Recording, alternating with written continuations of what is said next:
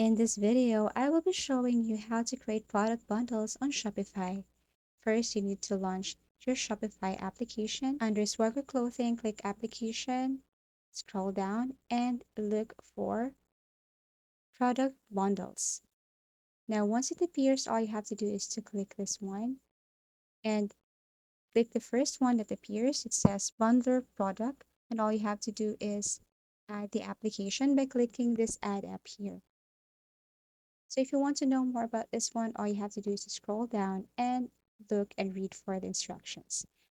Now click Add Up.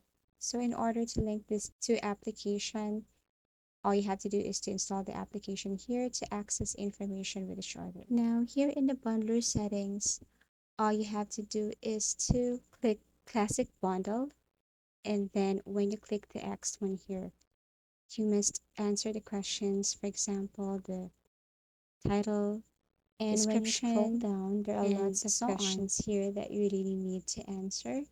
And make sure that you are writing or putting the correct information. And then once you're done, you can see below that there is automatically add new product variants. So all you have to do is to click this one here.